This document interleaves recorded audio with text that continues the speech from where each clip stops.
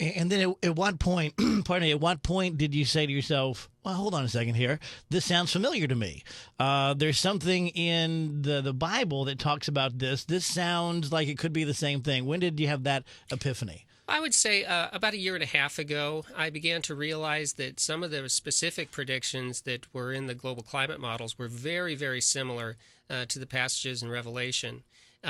One in particular that really caught my eye was that one of the things we now know is happening as a result of all the CO2 that we're putting in the atmosphere is that about half of that CO2 ends up in the ocean and is causing the ocean to become acidic, which is killing marine life, especially coral and any other organisms that use calcium carbonate, which is what makes up the shells of most marine organisms. And then I went back to my Bible and I found that, in fact, there's a very specific prediction in there about in the second bowl judgment, where a bowl is poured out upon the ocean and everything that's in the ocean dies because the ocean becomes as the blood of a dead man. Well, the blood of a dead man, if you think about it, I know it's a bit gruesome, actually has higher CO2 levels and the pH drops, which is in fact exactly what is happening to the ocean. And that's what really started to really look at it a little more carefully. And then I saw that in fact the last of the environmental disasters that comes in the planet, according to Revelation, is actually intense global warming. And if you look at your Bibles, the fourth bowl judgment says that the earth will be scorched with fierce heat, and that men will, obviously not be very happy about that here on the planet. So what about people who would say, yeah, but Doc, I mean, Revelation, boy, you've got winged people with this and that, and Manson thought it was the Beatles, and this guy thought it was that, and because it's such a, John of Patmos having almost like this acid experience. What makes you so certain that you'd write a book about it, that this is what the writer's talking about? That you've kind of figured, because it's almost like a puzzle. Well, I think there are, obviously Revelation is probably the most controversial book in the Bible and has been for a long time. It's interesting, if you've studied it at all, you realize that Isaac Newton, in fact, a scientist as well, studied Revelation a lot. And in fact, he thought that some of the events taking place in his day, maybe, the plagues in Europe and those sorts of things, were events that were described in Revelation. So it's obviously been a subject of very intense interest for a long time.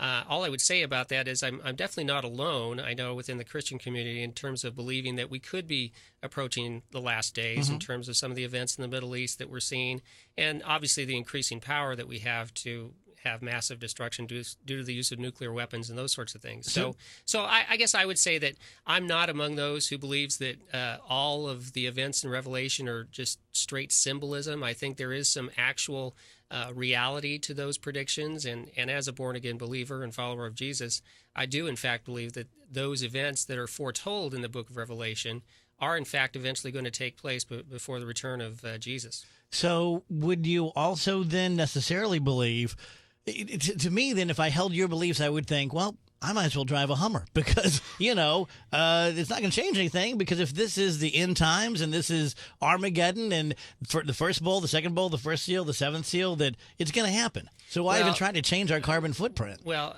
as a believer and as one who wants to preserve his testimony and not appear as a hypocrite, I actually feel the complete opposite. In fact, as soon as I realized all these things, I got rid of my minivan and I purchased a used Prius here in St. Louis, 2003. It gets a little over 40 miles a gallon. And I've even moved someplace much closer to where I work. And in fact have a much smaller carbon footprint at home.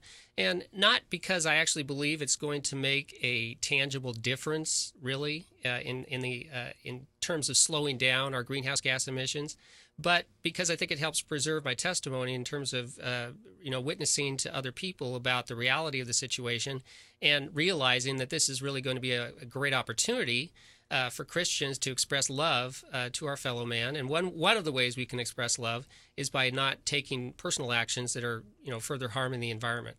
Do you think that, putting the scientist cap back on, do you think that global warming can be averted? Because if we got ourselves into this, can we get ourselves out? Well, as a theoretical matter, it looks like we could.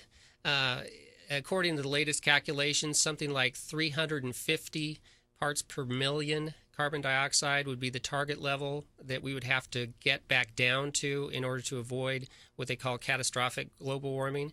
We're currently in the 380s and climbing exponentially. So the sort of draconian measures that would be required to get us back down to 350, nobody's talking about. So the genie's out of the bottle. Basically. And you'll hear people talk about a tipping point and all those sorts of things. This is a very controversial subject within the global warming community, and it's one in which I'm probably not in the majority view. The majority view of IPCC is that, in fact, we could probably be okay if we level off at like 450 or something like that.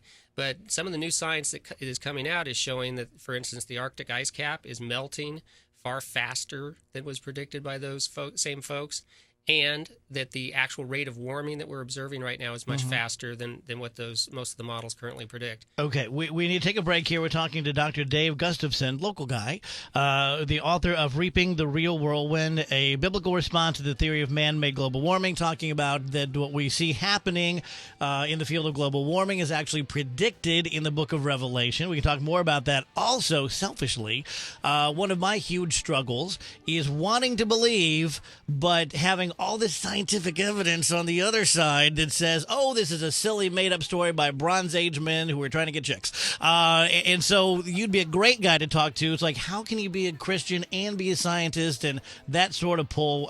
So selfishly, I'm going to grill you on that when we get back to. If you have a question or comment, 314-969-9797, 866-455-9797, Dave Glover Show.